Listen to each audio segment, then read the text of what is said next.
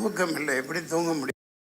I support to unconditional support to Vijay. அவனே கொலை பண்ணிவிட்டு, அவனே கொள்ளையடிச்சிட்டு, அவனே லூட்டி அடிச்சுட்டு, அவனே பண்ணுவாங்க. இதான் பார்த்துட்டு இருக்கோம். தூக்கம் இல்லை, எப்படி தூங்க முடியும்? சொந்த ஊர் கரூர், பள்ளப்பட்டி. நான் வளர்ந்த ஊர். என் வீடு இன்னமும் பள்ளப்பட்டியில் தான் இருக்குது. அடக்க ஆள் இல்லைன்ற மாதிரி போய்கிட்டு இருக்காங்க. இது ரொம்ப நாளைக்கு இந்த பருப்பு வேகாது. 6 மாதத்தில் மக்கள் இதுக்கான தீர்ப்பை தருவாங்க. என்ன மாதிரி ஆள் அங்கே இருந்திருந்தான்னு வைங்க, அந்த இடத்துல நான் இருந்திருந்தான் நடந்திருக்கிறதே வேற. நான் அறவரை சொல்கிற அளவுக்கெல்லாம் சத்யராஜ் மாதிரி ஆள் கிடையாது. முதல்ல அந்த ஒரு 40 பேர் இறந்துபட்டு விட்ட, மாண்டு விட்ட என் தமிழர்களின் உறவுகள், தம்பி விஜய் அவர்களின் அன்பு தம்பிகள், தங்கைகள், குழந்தைகள், பெண்கள், அவரை காணணும்னு போன அப்பாவி மக்கள், இந்த பாலாய் போன, சீக்கு பிடித்த, மோசமான, கரைபடிந்த அரசியல்வாதிகளின் சதித்திட்டத்தால் மரணிக்க செய்யப்பட்டிருக்கிறார்கள். அந்த 40 இதயங்களுக்கு நாம் 2 நிமிடம் இதய அஞ்சலி செலுத்துவோம்.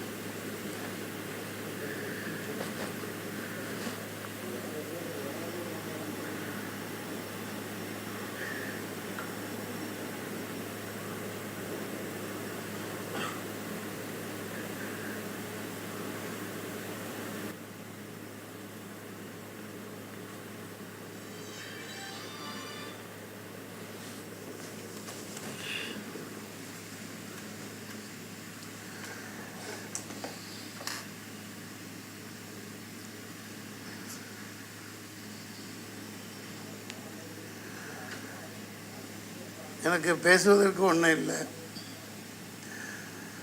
ஆக்கப்பூர்வமான ஒரு விஷயத்துக்காக நான் படப்பிடிப்பு இல்லாத நேரத்தில் இப்படி பாடல் பண்ணி வெளியிட்டுருக்கேன். உங்களை சந்தித்ததில் மகிழ்ச்சி.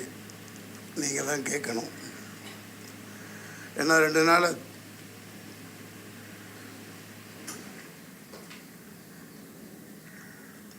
தூக்கம் இல்லை, எப்படி தூங்க முடியும்?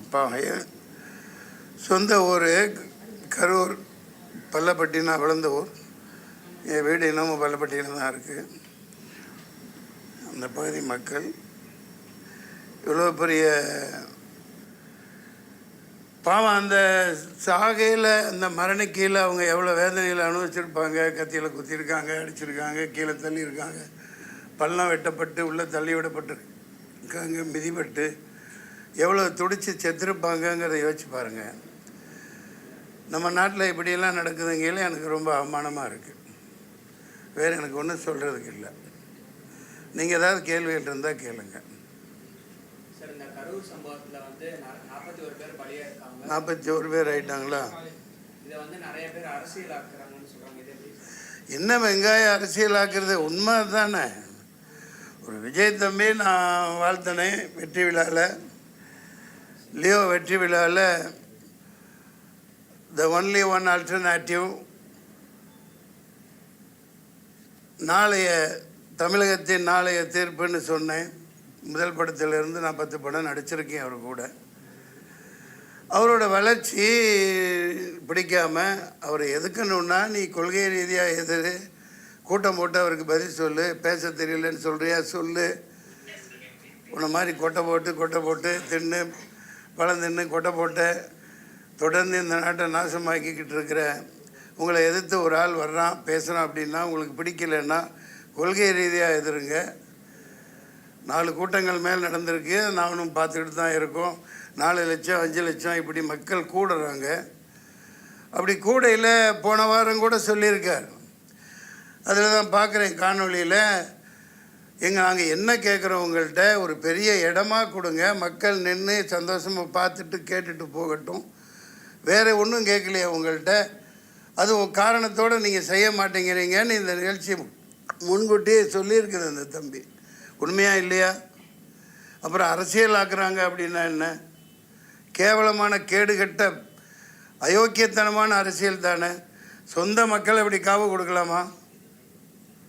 சொந்த மக்களை, சொந்த ஊர்க்காரங்களை காவு கொடுத்துட்டு நல்ல வேஷம் போட்டுட்ருக்காங்க.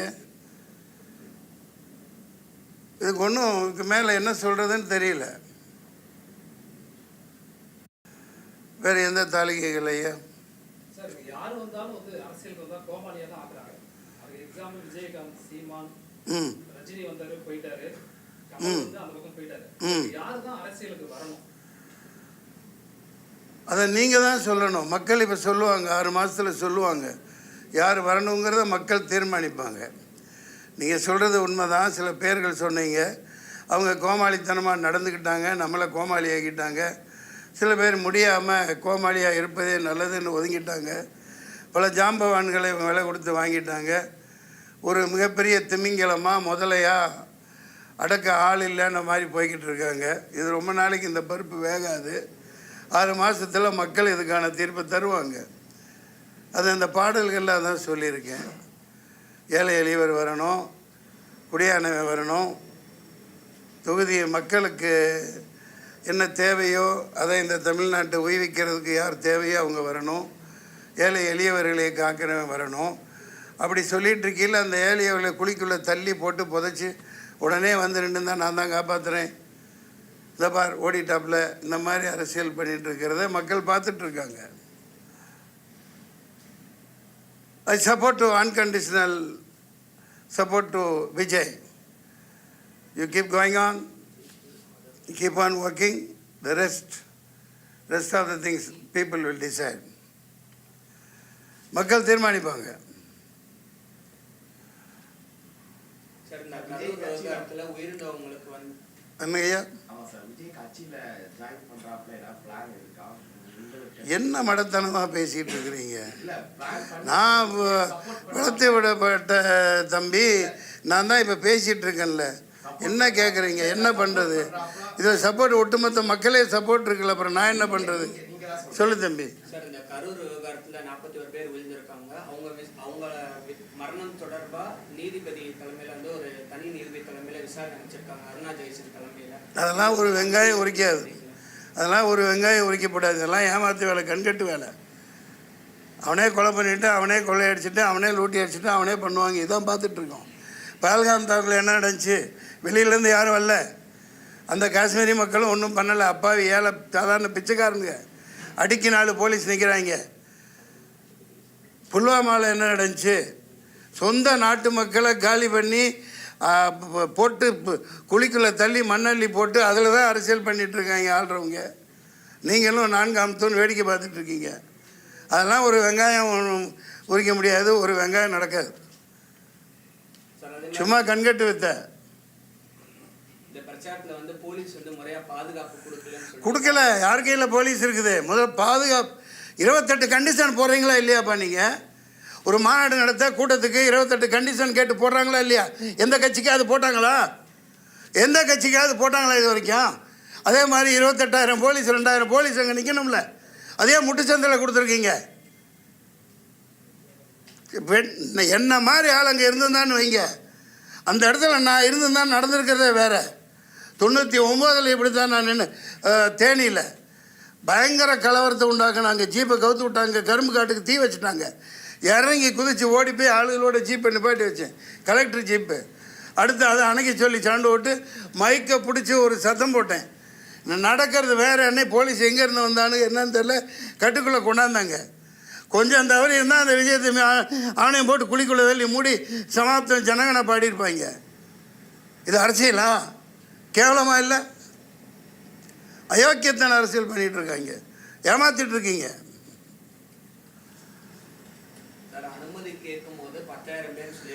டேய், என்ன நீ கொச்ச பச்சை குழந்தைத்தனமா 10,000 பேர் அப்படி தான் சொல்லுவாங்க. 20,000 பேர் சொன்னால் உங்களுக்கு பர்மிஷன் கிடையாதுன்றான். போலீஸை பற்றி தெரியாதா? போலீஸ்காரங்க நல்லவங்க. அவங்க என்ன செய்வாங்க? மேலே என்ன ஆர்டரோ என்ன உத்தரவோ அதுபடி அவங்க நடந்துக்குவாங்க. அவ்வளோதான் அவங்களால முடியும். அனுமதி கேட்கல 10,000 பேர் வருவாங்கன்னு அப்படி தான் கொடுக்கணும். அவங்க அப்படி தான் நடைமுறை. 10 பேர் அந்த கூட்டத்துக்கெல்லாம் வரமாட்டாங்க. எல்லாம் பிரியாணி போட்டணும், சாராயம், 100 ரூபா 200 ரூபா காசு, இதை கூப்பிட்டு கூட்டம் போடுவான். அவனுக்கு பொட்டல் வெளியில் நல்லா 10 கிலோமீட்டரில் இடம் கொடுப்பீங்க. இதுதான் 4 லட்சம் பேர் கூடுறான்னு தெரியுதுலையா? அப்புறம் ஏன் முட்டுச்சந்துக்குள்ளே அனுப்புகிறீங்க? பயங்கரமாக பள்ளம் தோண்டி வச்சுட்டு 500 குண்டர்களுக்கு மேலே பயங்கரமான ரவுடிகளை எத்தனை கத்தி குத்து பண்ணான்னு தெரில. நான் சொல்லலை, இந்த மக்கள் சொல்லிகிட்டு இருக்காங்க, வந்துகிட்டு இருக்கு. பார்த்தீங்களா இல்லையா? இப்போ பயங்கரமான ரவுடி ராஜ்யம். எவனை உள்ளத்தில் அன்னைக்கே உடனே போஸ்ட்மார்ட்டம் பண்ணி உடனே போச்சு முடிச்சாச்சு. ஏன்டா அப்படி வச்சுருந்தா எங்கே குத்துப்பட்டிருக்கு என்னென்ன நடந்திருக்குன்னு தெரிஞ்சிடும். Shame on this politics. அப்புறம் என்ன என்னையும் பார்க்க வந்தது?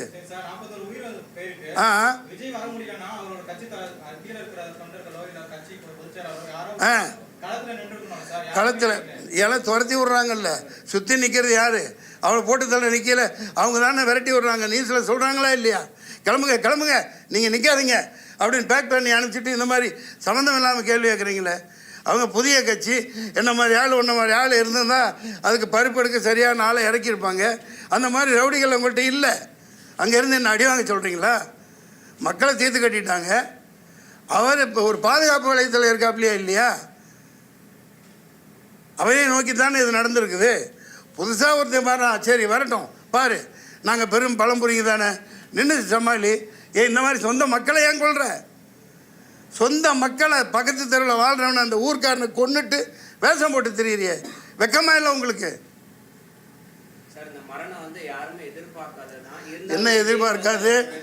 யார் எதிர்பார்க்கு? விஜய் எதிர்பார்த்துருக்க மாட்டாப்புல, குழந்தைத்தனமாக மக்கள் எதிர்பார்த்துருக்க மாட்டாங்க. விஜய் அண்ணா பார்க்கணும் அப்படின்னு போட்டு வந்து நிற்கிறாங்க. ஆனால் இது எதிர்பார்த்து திட்டமிட்டு சதி தீட்டப்பட்டு எல்லாம் வாட்ஸ்அப்பில் வருது. சாயந்தரம் சம்பவம் நடக்கும்னு போட்டிருக்காங்களே. குழந்தைத்தனமாக கேட்டுட்டு இருக்கீங்க. தண்ணி விடுப்பா.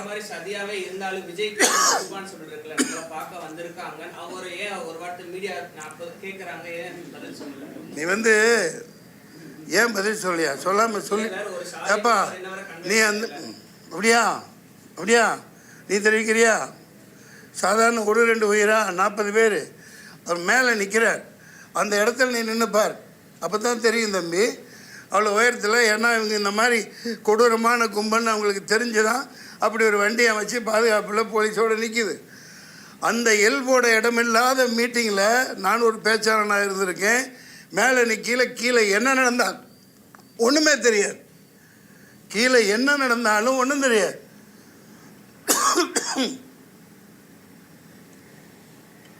செருப்பு வீசுகிறான், கல் வீசுகிறான், கெட்ட வார்த்தையில் திட்டுறான். ஒவ்வொருத்தருக்கும் கூப்பிட்டு விஜயகாந்த் மாதிரி கண்டிச்சுக்கிட்டு பண்ணிகிட்டு இருக்க முடியுமா? எவ்வளோ பெரிய ஆபத்தில்.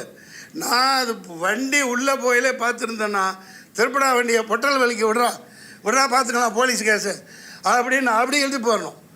இவங்களை மதிக்கிறதா இல்லை, கொஞ்சம் கூட பிரயோஜனம் இல்லை. தெரிஞ்சாதானே காவல்துறை அப்படி ஒரு சந்துக்குள்ளே போய் நிப்பாட்டுறாங்க.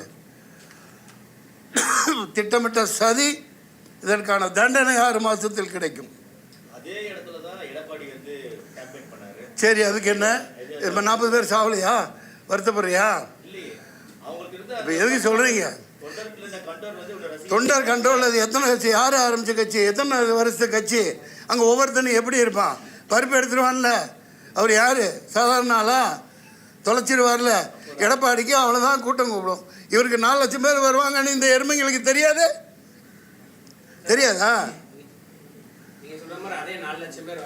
நில்லுப்பா, நீ ஏதோ எழுதி வச்சு போட்டு பிஜேபி அனுப்பிச்சிட்டு போல. யார் அனுப்பிச்சான்னு தெரியல, நீங்கள் கேளுங்கப்பா. ரத்தம் கொதிக்குது, தூக்கம் இல்லையா? மூஞ்சியை பாருங்களேன். நான் ஒரு நடிகன், சாதாரண கூலிக்கு மாரடிக்கிறவன்.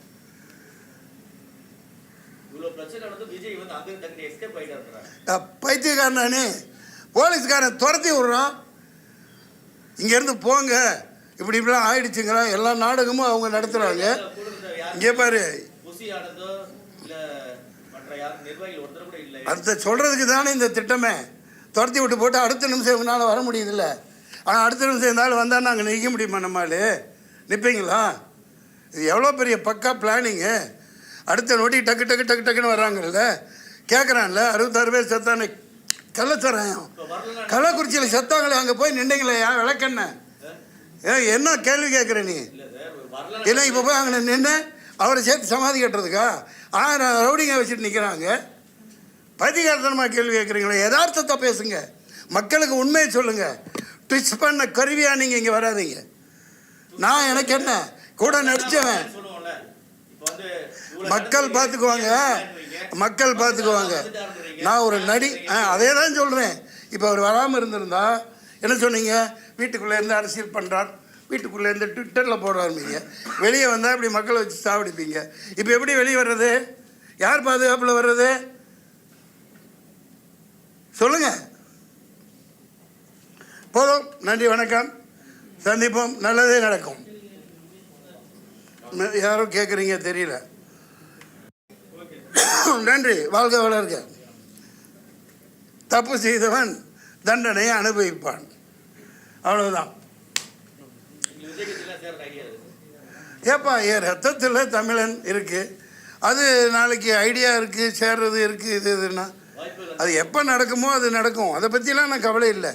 உணர்வு பூர்வமாக ஒருத்தனுக்கு இப்படி தமிழ் இனத்தை கொண்டு ஒரு சொந்த மக்களை சாகடித்து அரசியல் பண்ணுறான், அதை கண்டிக்கிறது என் தலையாய கடமை. நான் கண்டிக்கிறேன். அது நான் சொல்கிறதுக்கு ஒன்றுமே இல்லை, அது அவர் பார்த்துக்குவார். அவருக்கு இருக்கு எல்லாம். ஒரு கட்சியை நடத்திட்டு போகிறவருக்கு இருக்குது. நான் அறவரை சொல்கிற அளவுக்கெல்லாம் சத்யராஜ் மாதிரி ஆள் கிடையாது. அவர் பெரிய மனுஷன், உயர்ந்த மனுஷன். வாங்க பாய். புரியல. பாடல்கள் நீங்கள் தான் சொல்லணும். பாடலை பற்றி நானே சொன்னால் இவர் கேட்குற மாதிரி ஆகிடும். நான் ஒன்றும் சொல்ல மாட்டேன். பாடல்களை மக்களுக்காக அர்ப்பணிச்சாச்சு. நான் தொடர்ந்து வாரத்துக்கு 2 பாட்டு அது நீங்கள் நினச்சிட்டு இருந்தா இது பெரிய ஜாம்பவானுகளையே எல்லாத்தையும் தின்னுட்டு முதல்ல உட்காந்துருக்குது. அது எவ்வளோ நாளைக்கு இருக்கும்? எவ்வளோ நாளைக்கு உங்கள் ராஜ்யம் நடக்கும்? பார்த்துக்கிறேன்.